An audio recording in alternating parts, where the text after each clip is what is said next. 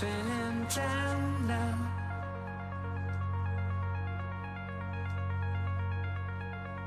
I'm feeling down, down, down, down, down, down, down, down. Ya se encuentra disponible. Radio Lab Chile, la revolución de los emprendedores.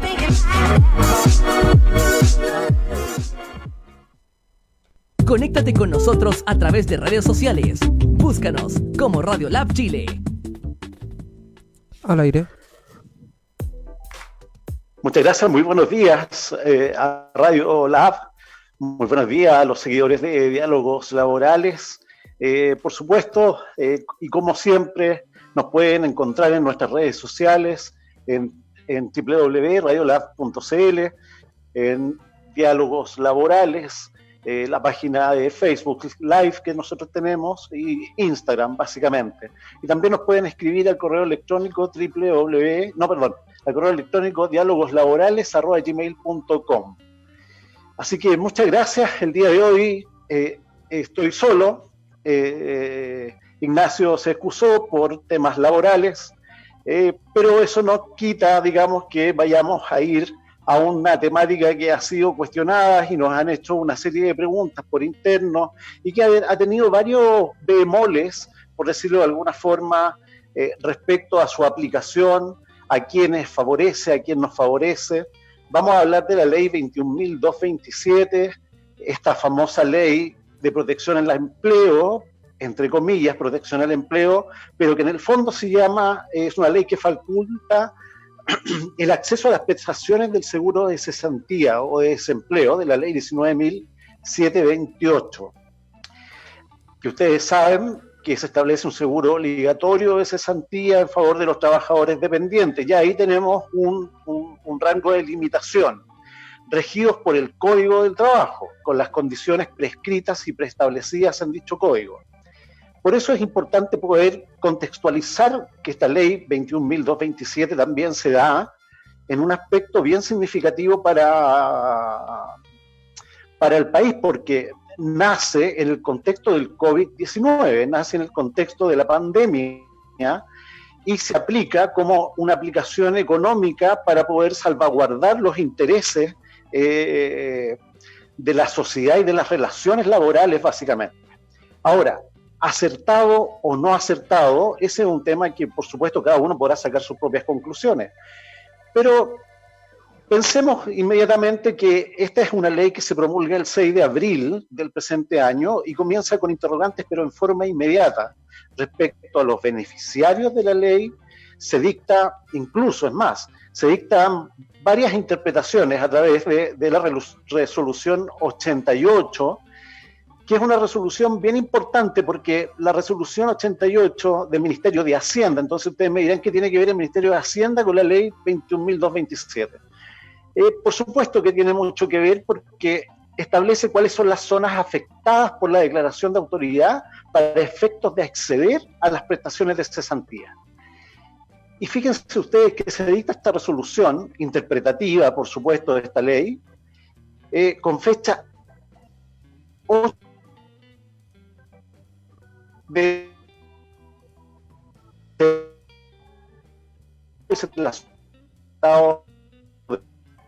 ya está para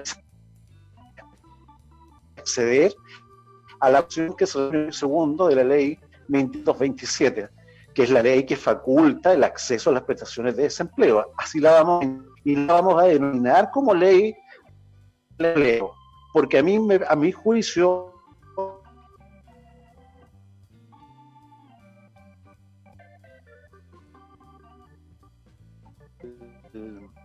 al empleo propiamente tal, digamos. No sé si se produce una defensa allí.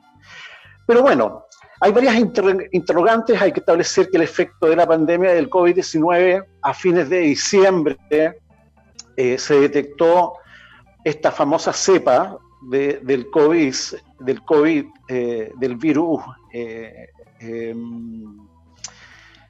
COVID-19. Pero quiero contextualizar esto porque esto está en el mensaje de esta ley. Fíjense ustedes. Ya en el mensaje de la ley se hablaba de esta enfermedad como una pandemia aguda, respiratoria, etcétera, pero que tendría consecuencias económicas. Y esas consecuencias económicas fueron ampliamente visualizadas por la Organización Mundial de la Salud, quien ya habíamos tenido un espectro de poder mirar a los países europeos cómo se había desarrollado este proceso. Por eso quizá esta es una ley que tiene una forma de poder ser observada con un antes y un después. Me parece a mí que fue una forma apresurada, por cierto, pero también mirada desde el punto de vista del derecho económico como Estado. Es decir, aquí el Estado no echó mano a poder subsidiar a las empresas para el mantenimiento del empleo, sino que echó mano a los fondos de las protecciones de las de los seguros, de las AFP, de los fondos de los trabajadores. Recuerden ustedes que quien regula el seguro de desempleo es una sociedad anónima, una administradora de fondos de las pensiones de los trabajadores dependientes. Entonces, ahí se hace esta medida en un contexto de estado de excepción constitucional por calamidad pública. Aquí lo interesante es que en Chile, desde las dos constituciones que hemos tenido, la del año 1933 hasta el año 1973, bueno, han existido diferentes mecanismos que de alguna manera establecen situaciones excepcionales a la constitución política, que son mecanismos a través de los cuales la normalidad deja de estar presente y las libertades y los derechos de las personas garantizados en la constitución política debido a razones extraordinariamente graves como el caso de la salubridad pública, hace que estas libertades se vean limitadas. Es curioso porque los estados de excepción en Chile han ocurrido en episodios bastante complejos en nuestro país. Y ahí han nacido una serie de normas temporales mientras dura el proceso de estado de excepción. Recordemos que esta ley, también la 21.227, es una ley temporal en el tiempo, es una ley que se le puede echar mano en este periodo por algunos empleadores y por algunos trabajadores que cumplan con los requisitos que bien vimos hace unos programas pasados con Ignacio. Así que lo cierto es que en estos 140 años de historia de nuestro país republicano hemos tenido dos constituciones, la del 33 y la del 73, que regula más o menos los estados de excepción constitucional. Pero imagínense ustedes que nosotros estamos amparados por la Constitución de 1973. Es decir, ya aquí se empiezan a hacer ciertas interpretaciones normativas respecto a esta propia ley.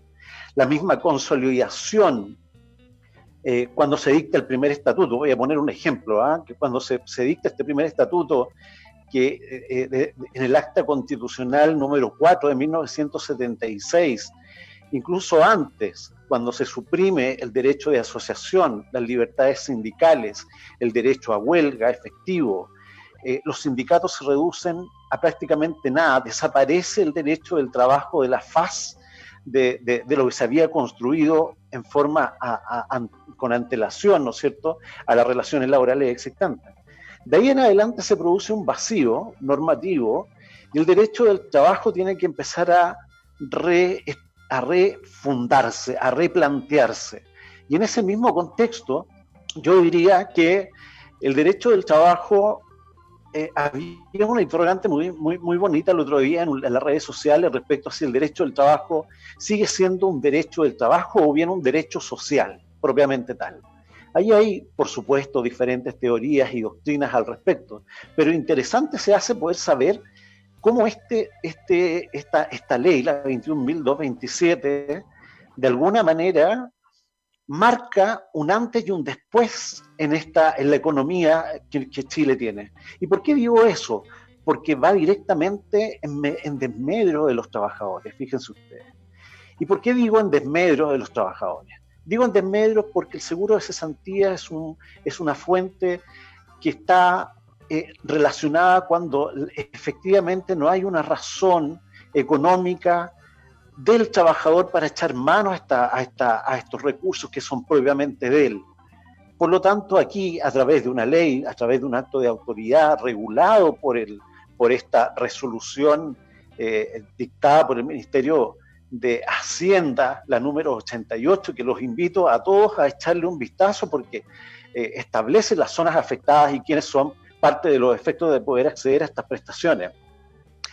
Ahora bien, para entrar un poquito en materia, qué es lo que se hizo a través de esta famosa ley corta, voy a partir señalando que, claro, uno espera que las circunstancias, tanto políticas y económicas, puedan mejorar.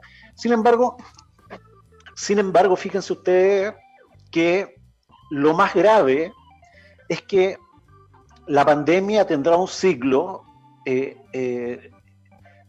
Imagínense, en Europa ya han pasado casi 4 meses, 5 meses, pasaron un invierno complejo, están tratando de volver a una primera etapa de normalidad, segunda etapa de normalidad y de un proceso de reestructuración económica. Chile y Latinoamérica en general hoy día se ven afectados como una de las poblaciones con mayor cantidad y número de contagiados a nivel global. ¿Eso qué implica? Eso va a implicar cesantía. Tenemos proyectados que aquí a septiembre ya tendríamos 2 dígitos, podríamos llegar incluso al 20% si es que no más, al 20% de cesantía en números. Y eso abre y despierta, por cierto, una serie de adecuaciones de los trabajadores. Los trabajadores se van a ver imposibilitados de poder encontrar empleos formales de manera rápida, efectiva. No tenemos una flexibilidad de salida o de entrada, como le llaman algunos autores, para poder encontrar trabajo. Las OMIL se van a llenar probablemente con muy pocas personas que puedan encontrar trabajo, que ahí hay un proceso que deja bastante que desear. Lo mismo ocurre con los empleos públicos, lo mismo ocurre con las altas direcciones públicas, etcétera, donde efectivamente no se puede echar mano a una universalidad de personas que van a quedar en proceso de cesantía. Es decir, estamos viviendo tiempos complejos. Ahora, este otro organismo es importante porque aquí interpretan todos, interpreta el Ministerio de Hacienda, por una parte. Interpreta la norma, la Dirección del Trabajo. Interpreta la norma, el seguro de cesantía.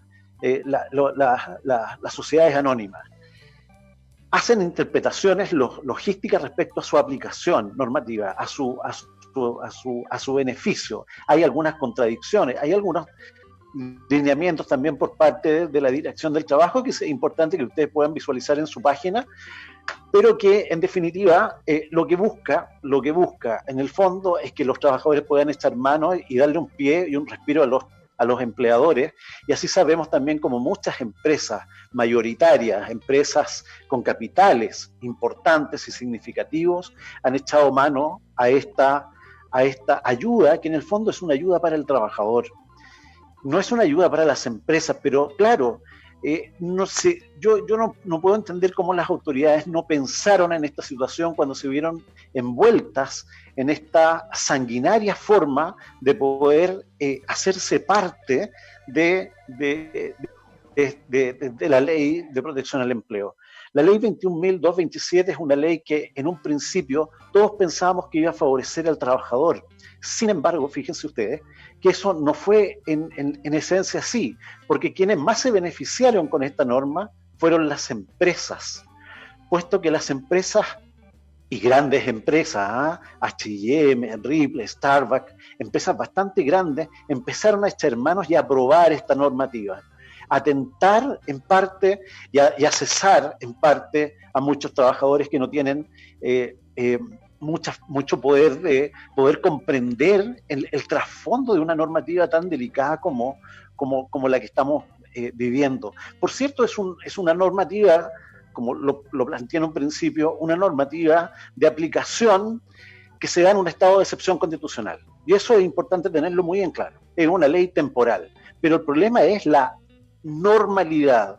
La normalidad la vamos a alcanzar cuando el estado de excepción cese, cuando el ejercicio de las libertades públicas comience a restituirse, y ahí vamos a ver los mecanismos para poder que el Estado pueda inyectar recursos a estas administradoras de fondos, que lo más probable es que eso se inste a través de algún proyecto de ley, me imagino, para poder salvaguardar en parte lo que los trabajadores han tenido que sacrificar.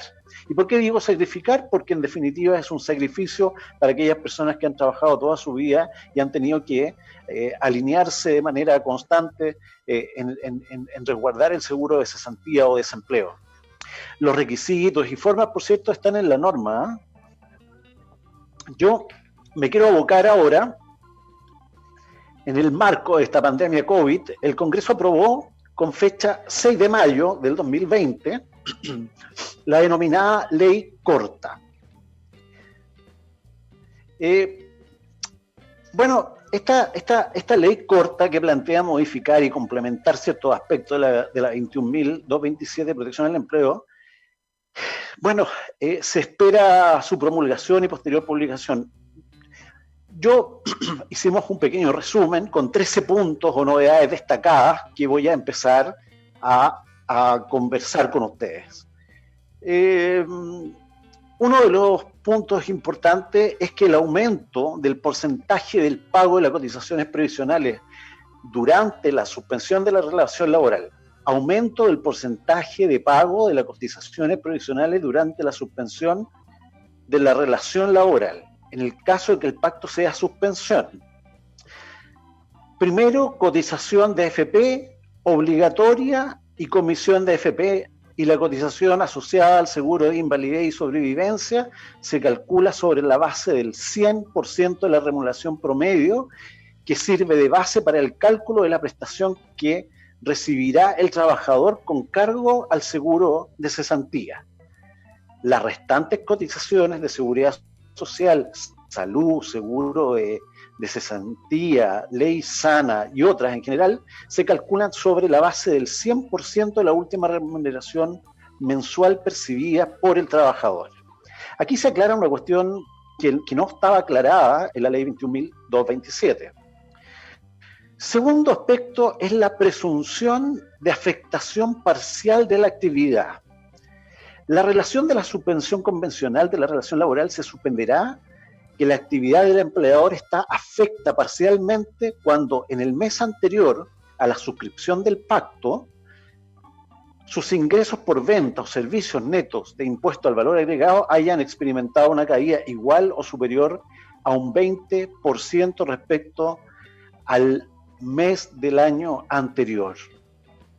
Ojo que aquí no se hablaba de presunción. Aquí la norma no establecía afectaciones parciales a la actividad. Se podía echar mano perfectamente a las causales que vamos a ver un poquito más allá, que tienen que ver con las necesidades de la empresa, básicamente.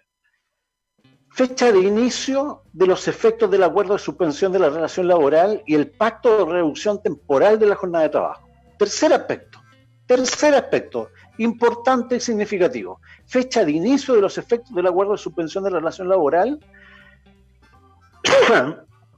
y pacto de reducción temporal de la jornada de trabajo.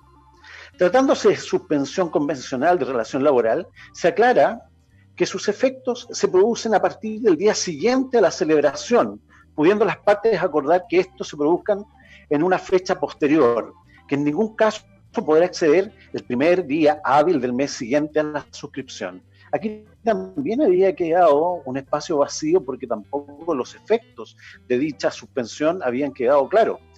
Por su parte, se modifica la fecha de inicio de los efectos del pacto de reducción temporal de jornada de trabajo, especialmente en estos comenzarán a regir a contar del día siguiente a la suscripción, pudiendo las partes convenir que estos efectos se produzcan en una fecha posterior, que no podrá exceder del día primero del mes siguiente a su celebración.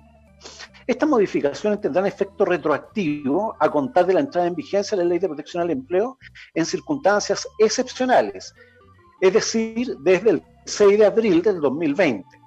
¿Cuáles son esas circunstancias excepcionales? Pues bien, aquí tendremos que remitirnos a las interpretaciones que tendrán que realizar los organismos encargados. Yo hablo de la Dirección del Trabajo porque la Dirección del Trabajo es quien debería, de alguna manera, tener esta precaución, entre comillas, esta precaución de poder observar, interpretar y, por cierto, echar mano con una inclinación favorable al trabajador de manera permanente. Hay algunas personas que, claro, me señalan que la interpretación que hace la Dirección del Trabajo es una interpretación legislativa. Pero, sin embargo, fíjense ustedes que en el último tiempo ha hecho bastantes interpretaciones contrarias un poco al espíritu para la cual fue creada. Recordemos que la Dirección del Trabajo nace al alero de la defensa de los trabajadores. Ahí está su meollo del asunto. Es decir, ellos tienen que interpretar de manera favorable hacia el trabajador la norma, inclinarla hacia su favor cuando la ley es un poquito oscura o un poquito intrascendente, y que beneficie al empleador, y en vez que beneficie al empleador, beneficie al trabajador. Este es un principio de nuestro derecho del trabajo. Y es aquí donde muchos constitucionalistas, ¿no es cierto?, han dicho que la ley se escapa del espíritu para la cual fue creada, digamos. Es una ley que vulnera los principios del derecho del trabajo. Circunstancias doctrinarias que tendrán que ser analizadas cada una por separado, por cierto. Recuerden que en Diálogos Laborales estuvimos conversando esta situación, la estuvimos profundizando en un par de capítulos anteriores, con bastante gente preguntando cómo acceder, cómo hacernos parte en este proceso. Y aquí, bueno, uno encuentra directrices por parte de la Dirección del Trabajo, donde tú encuentras un cuestionario de preguntas y respuestas, y también en la AFC, donde tú encuentras un cuestionario de preguntas y respuestas. El Ministerio de Hacienda también tiene un link respecto al numeral 88 y a sus interpretaciones para poder hacer de este conjunto normativo diferentes interpretaciones que a nosotros como abogados nos puede servir mucho en el ejercicio de la profesión para poder tender a un despido injustificado, para poder visualizar el contenido de alguna vulneración de derechos o garantías constitucionales. Eso son materias tutelares discutibles, por cierto. Pero bueno, en fin. Continuemos. Ya vamos en la número 4 de esta representatividad que estoy haciendo respecto a esta famosa ley corta. Se permite suspender la relación laboral para los trabajadores de empresas exceptuadas de paralizar por actos de autoridad que no sean indispensables para la actividad en cuestión. Los trabajadores de empresas cuyos servicios son necesarios para la actividad exclusiva de la paralización por acto de autoridad no podrán acogerse a los beneficios de la ley 21.227. En la misma dirección de este numeral 88 están exceptuados cuáles son estos servicios. Y ahí están los servicios, bueno, le podemos echar un vistazo, lo podemos mirar. Estas actividades que están relacionadas con el tema de la salud, instituciones de salud, por supuesto, farmacias, laboratorios, empresas químicas, productores de medicamentos, servicios veterinarios, servicios de cuidado de animales, etcétera, zoológicos, hipódromo, etcétera. Y habla de una serie de cantidad de rubros. Los servicios de emergencia, servicios de utilidad pública, los puertos y aeropuertos del país, a pesar de que están restringidos, los suministros de energía y centrales de operaciones, suministros de agua potable, estaciones de servicio. Todas las personas que laboran para estos servicios de utilidad, bancos, instituciones financieras, empresas recolectoras de basura, servicios de empresas de correos y delivery, servicios de notaría, servicios esenciales que facilitan el comercio exterior, en agencias de aduana, servicios para el mantenimiento, reparación y funcionamiento de infraestructura pública. Alimentos y comercios esencial, supermercados, panaderías, centros de abastecimiento, de distribución, también de manera temporal y dependiendo de las resoluciones que dicte otro ministerio. Aquí aparece el Ministerio de Salud, Ojo, ojo ahí que tenemos un cuarto organismo también metiendo mano respecto a una normativa que también puede tener su efecto. Empresas de productores silvoagropecuarios, transporte, seguridad, etcétera. Prensa, educación, entre otros. Estos organismos que están exceptuados también hacen que de alguna manera se restrinja aún más quienes pueden acceder a los beneficios de la ley 21.227. Curioso, ¿no? Que sea tan poco el límite, a pesar de la cantidad de gente que hemos visto en la televisión y que hemos visto en las noticias, aglomeradas en las AFC, para poder recibir y ver si tienen beneficio o no tienen beneficio, porque tampoco hay plataformas digitales que te los puedan así otorgar de manera mucho más expedita o más rápida, digamos.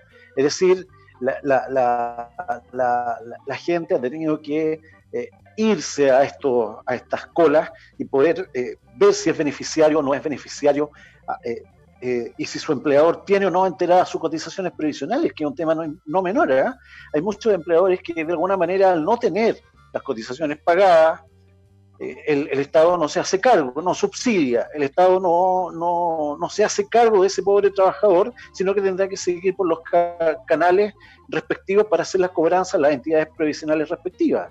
Ahí se produce un aspecto complejo. ¿Por qué se produce un aspecto complejo? Se produce un aspecto complejo porque el trabajador queda en la absoluta indefensión. Recordemos que hoy día, además del retardo judicial, procesal judicial, que de justicia, también visualizamos que esta situación se enmarca en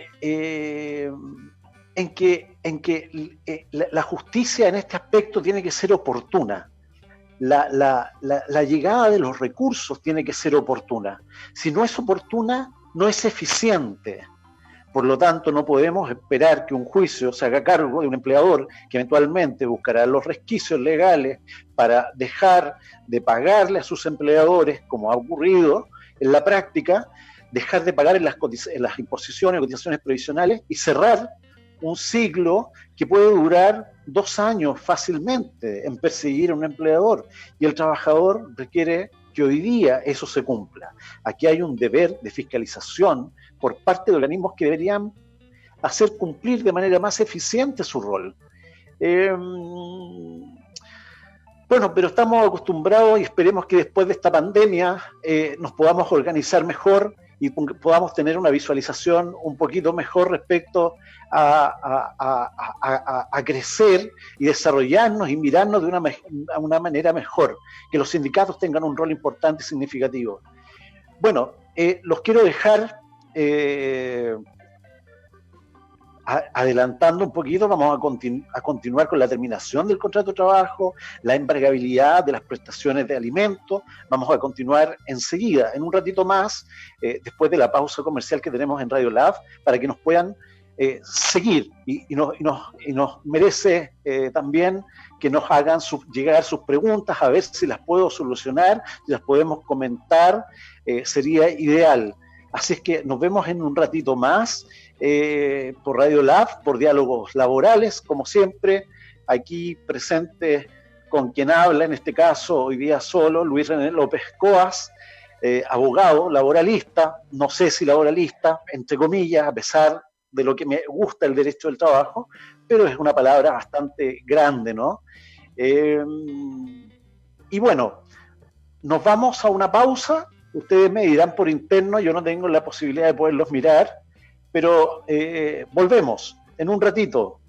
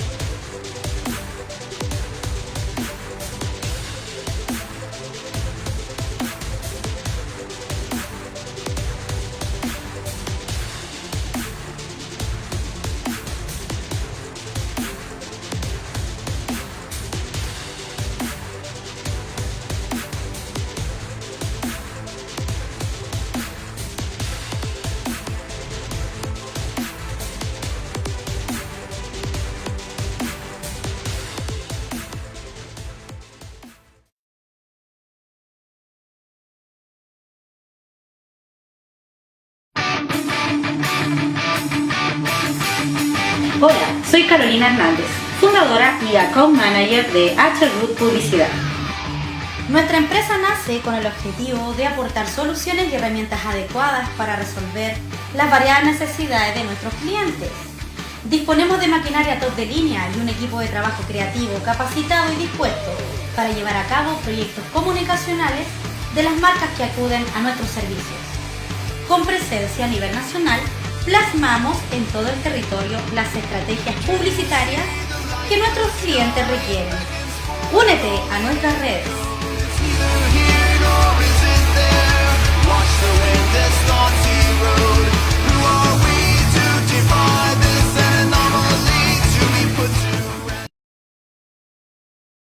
¿Cómo reconocer los síntomas del coronavirus? Si tienes tos, fiebre, dolor muscular y dificultad respiratoria, acude de inmediato a un servicio de urgencia. Si no tienes dificultad respiratoria, llama primero a Salud Responde para mayor orientación. Si estás diagnosticado de coronavirus, quédate en casa y respeta la cuarentena. Hazlo por ti y por todos. Más información llamando al 600-360-7777 o en gov.cl. Cuidémonos entre todos. Ministerio de Salud, Gobierno de Chile.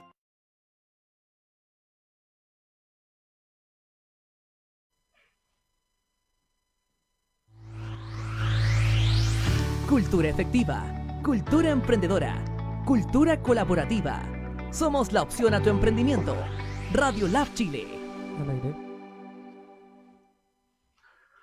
Muchas gracias, estamos de vuelta en Radio Lab Chile, la radio de los emprendedores. Y en el programa Diálogos Laborales, como todos los lunes. Bueno, estábamos conversando, estoy tratando de explicar un poco por qué se hace esta ley corta. Y bueno, ustedes saben, la opinión pública sabe perfectamente que es una ley que ha tenido varias trascendencias por lo limitada, escueta, compleja, a pesar de tener 26 artículos, es una ley que se hace compleja de interpretar. Pareciera que redundan muchas palabras, pero en el fondo afecta el bolsillo de los trabajadores, pero aquí se le echó mano, como le dije en la primera parte del programa, se le echó a mano al descaro de las empresas, derechamente, ¿cierto? De hacerse cargo de esta situación. Y quienes más se han visto afectados, por cierto, son las pequeñas y medianas empresas. Las grandes empresas tienen cómo solventar estos recursos. Bueno, que ya habíamos visto 4 efectos. Los voy a mencionar muy someramente. El primer efecto es el aumento del porcentaje del pago de la cotización previsional durante la suspensión de la relación laboral. Segundo, la presunción de afectación parcial de la actividad. ¿Cierto? Tercero, fecha de inicio de los efectos del acuerdo de suspensión de relación laboral y pacto de reducción temporal de jornada de trabajo. Cuarto, se permite suspender la relación laboral para trabajadores de empresas exceptuadas de paralizar por actos de autoridad que no sean indispensables para la actividad en cuestión. Aquí los trabajadores de la empresa cuyos servicios son necesarios para la actividad, exclusivamente la paralización del acto de autoridad no podrá acogerse a los beneficios de la Ley 21.227. Sin embargo, sí podrán acogerse a los beneficios de la mencionada ley aquellos trabajadores cuyos servicios no sean necesarios para la continuidad de dichas actividades. Para ello, estos trabajadores deberán suscribir el pacto de suspensión común establecido en el artículo 5 de la Ley 21.227. Es decir, basta un acuerdo con el empleador para poder acogerse a esta normativa. Quinto, la terminación del contrato de trabajo. Bueno, se establece que el empleador solo podrá poner término al contrato de trabajo por la causal del artículo 161 del Código del Trabajo respecto de los trabajadores que no están afectos a los beneficios de esta ley. Por consiguiente, no se podrá poner término a los contratos de trabajo de quienes se hayan acogido a la Ley 21.227. Aquí se regula, en parte, la obligación del empleador, ¿no es cierto? Lo anterior es sin perjuicio de la aplicación de las causales del 159.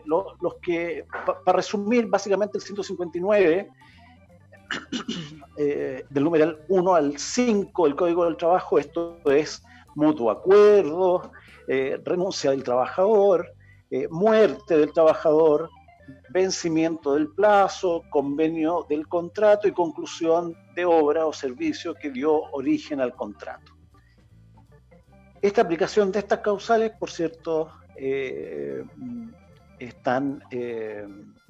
se aplican en su esencia. Y aquí vamos a un tema que ha sido preguntado en las redes sociales, que tiene que ver con la embargabilidad de las prestaciones para los pagos de pensiones de alimentos. Uno de los temas importantes y reflexivos fue que, claro, los tribunales de familia, en su esencia, cuando existe una obligación del pago de una pensión de alimentos, el pago de una pensión de alimentos es un derecho para para el niño, ¿no? Es un derecho para salvaguardar sus intereses. Pero cuando se promulga una ley donde se produce una suspensión temporal, se produce una disminución en los ingresos, se producen en muchos casos también pérdida del empleo, ¿qué ocurre en esos casos? Por cierto, la ley no dijo nada en ese contexto, sino que se tuvo que ir a las reglas generales y se trataron de buscar fórmulas, porque los niños tienen que alimentarse mes a mes y tú no puedes postergarle una pensión de alimento a un menor. Un tema que la ley transversalmente también toca, tangencialmente lo toca, ¿no? Pero que es muy importante para la vinculación entre la relación que debe existir entre un padre o madre que paga una pensión de alimento respecto cuando no tiene trabajo. Bueno, antiguamente, antes de esta interpretación normativa, por cierto, si una persona quedaba cesante, podía acercarse al tribunal de familia, ¿cierto?, mostrar su condición desamparada de la actividad laboral, y se daba un plazo prudencial por parte de por algunos tribunales para poder encontrar trabajo. Y ese tiempo de suspensión estaba justificado, o bien se aplazaba para meses futuros.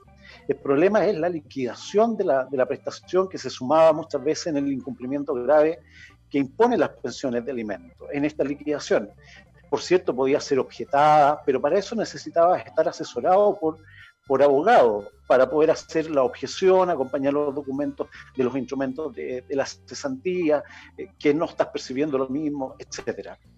Esta embargabilidad de las prestaciones para el pago de la pensión de alimentos dice: trátese de la suspensión del contrato de trabajo. Las prestaciones con carga al seguro de cesantía que tengan derecho el trabajador serán embargables o estarán sujetas a la retención de hasta el 50%.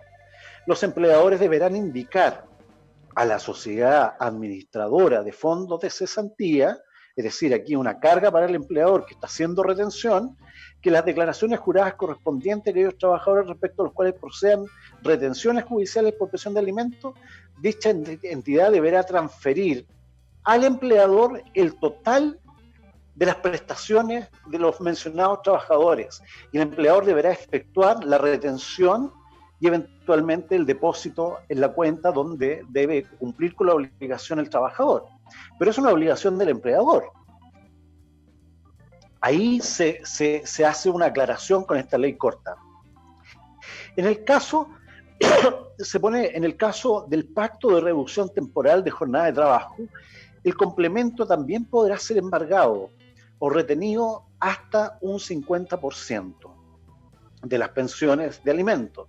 En este caso, se faculta al empleador cuyas retenciones hubieran sido notificadas judicialmente para embargar o retener más del 50% de la remuneración del trabajador, a fin de que se embargue el complemento en la parte correspondiente y luego sea la AFC quien pague al trabajador la totalidad del complemento referido.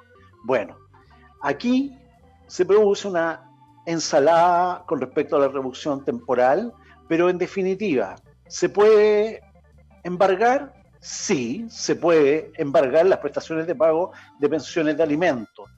¿Se pueden pedir las retenciones? Se pueden pedir las retenciones. ¿Quién tiene la carga? Es el empleador. El empleador tiene que cumplir con la obligación en el AFC, pero en la AFC, y tienen la obligación también de hacer el depósito en las cuentas respectivas, y eso ocurre en todo caso, en todos los sentidos, también incluso cuando se firman finiquitos. También deberían cumplirse ahí cuando se hacen los descuentos legales, el porcentaje establecido por la legislación de familia para que ese porcentaje vaya en favor de los menores. Importante, un gran tema a desarrollar, por cierto, y poco desarrollado. Otro aspecto importante es que es la protección para trabajadoras con fuero maternal. La pregunta era obvia, ¿no? Si se podía aplicar o no se podía aplicar al fuero maternal. Bueno, no podrán aplicarse las normas relativas a la suspensión de la relación laboral por actos de declaración de autoridad o por mutuo acuerdo de las partes respecto de las trabajadoras que gocen con el fuero maternal. No se hace aplicable. Así que se zanja un tema que ya había tenido bastante ruido, ¿no? Porque también hay otro problema ahí. El fuero también se puede hacer extensible también a los dirigentes sindicales. ¿Y qué pasa con un trabajador con fuero sindical? Es un buen cuestionamiento porque efectivamente se puede acoger o no se puede acoger. ¿Qué ocurre ahí? Puede ser despedido, habrá que hacer un procedimiento judicial, etcétera. Pero por eso el rol del sindicato se hace muy relevante en estos tiempos. Lamentablemente, y esto es un paréntesis, tenemos una de las tasas más bajas en sindicalización, en Latinoamérica en general, pero en el mundo en general.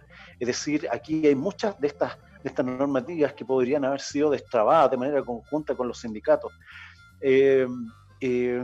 haciendo anexos de contratos o suspensiones temporales que beneficien a los trabajadores y no que los empleadores echen mano a una situación para poder disminuir su capital humano, ¿no? Su capital de trabajo humano. Por eso siempre nosotros con Ignacio ya hacemos un llamado de atención a los líderes sindicales, a la CUT en general, a las centrales unitarias de trabajadores, que en Chile son 2 o 3, donde hay muchos sindicatitos que no tienen mucha fuerza, mucha presión para poder pactar con el empleador. Hoy día estamos en un proceso de retroceso, creo yo. Hemos retrocedido, pero también tenemos que aprovechar esta crisis para poder renacer, para poder restablecer nuevas relaciones laborales, nuevas relaciones entre los trabajadores y los empleadores. Pues es la única forma en que yo puedo visualizar el progreso. Uno no puede progresar caminando solo. Uno tiene que progresar con un equipo de trabajo, que ese equipo de trabajo esté comprometido con las directrices que se marcan en una empresa para poder aumentar el capital, para aumentar el desarrollo, y todos sabemos que sin recursos económicos bien poco es lo que se puede hacer, ¿no? Bien poco es lo que se puede extender una determinada prestación de servicio, o bien poco lo que tú puedes dar en materia de salud, en materia de educación, en materia de alimentación. Es decir, estamos viviendo un periodo de crisis donde efectivamente somos todos partícipes. La sociedad en general, Chile en general tiene una gran tarea. Tenemos que asumir liderazgos que vayan un poquito más allá del egocentrismo propio que tienen muchas autoridades. Y tengamos que modificar una ley que aparenta ser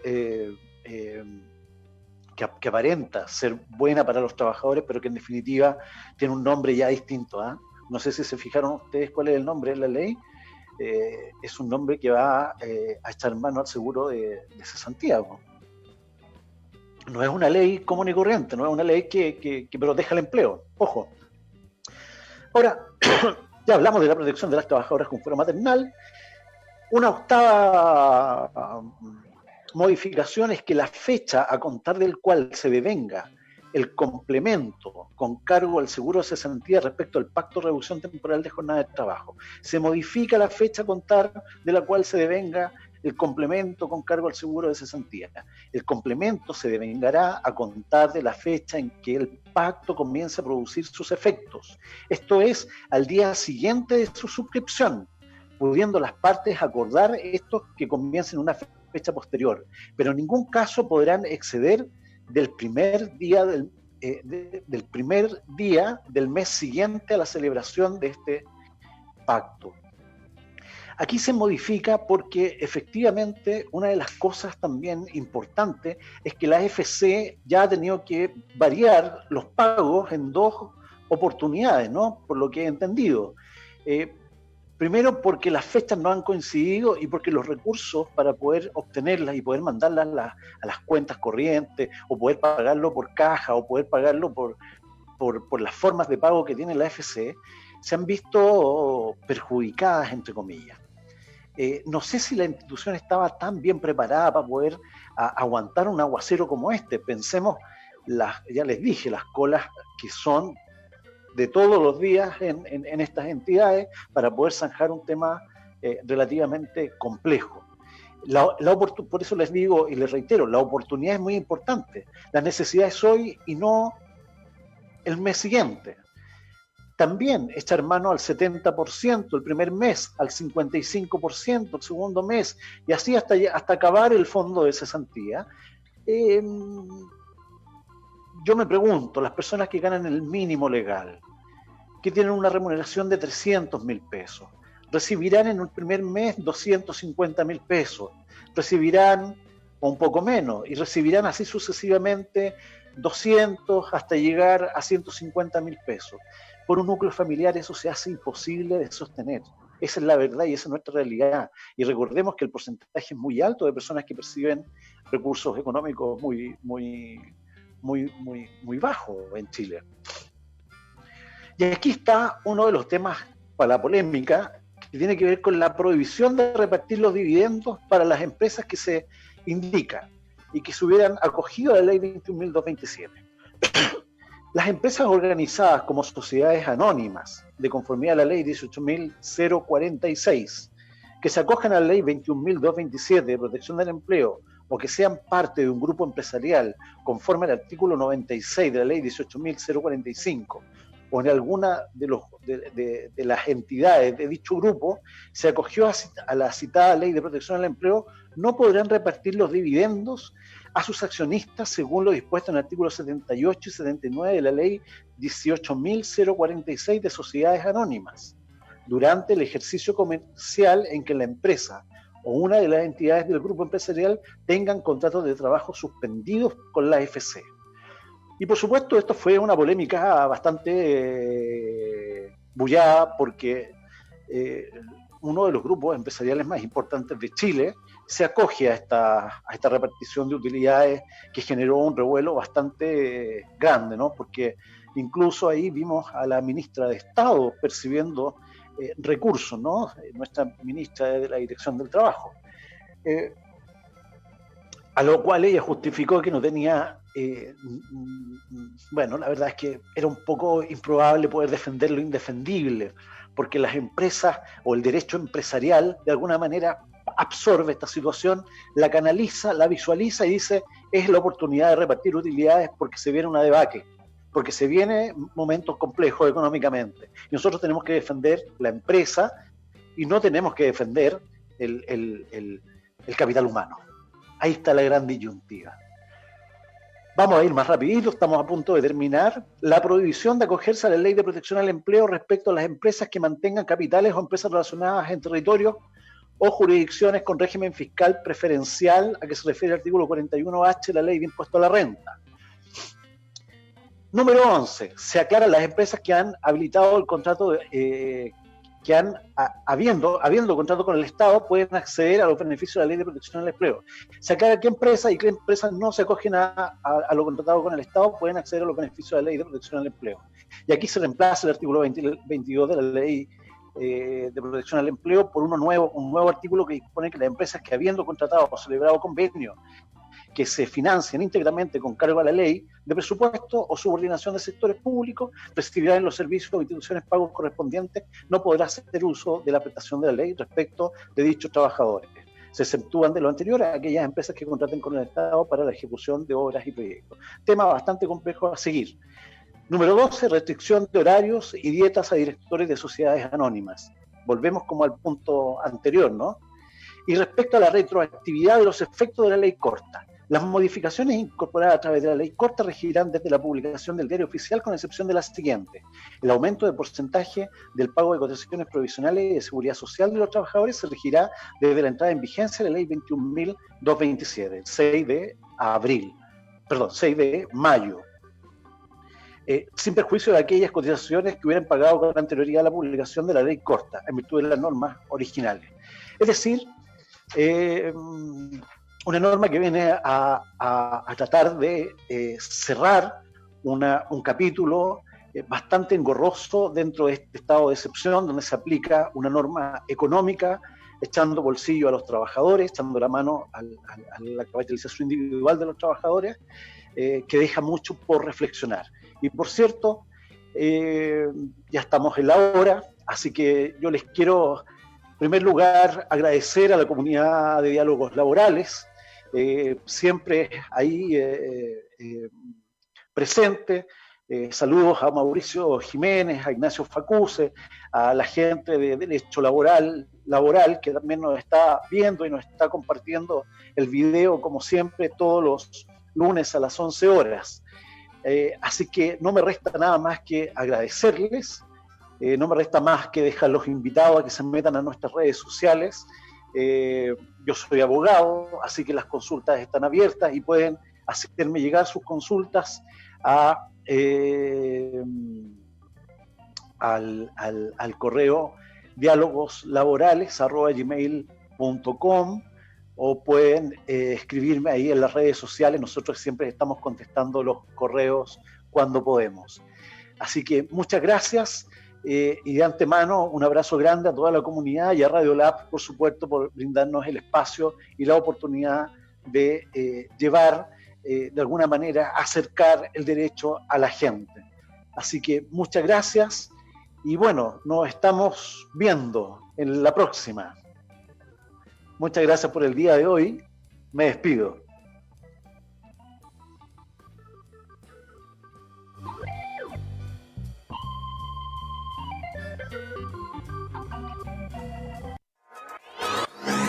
El laboratorio para tu emprendimiento ya se encuentra disponible. Radiolab Chile, la revolución de los emprendedores.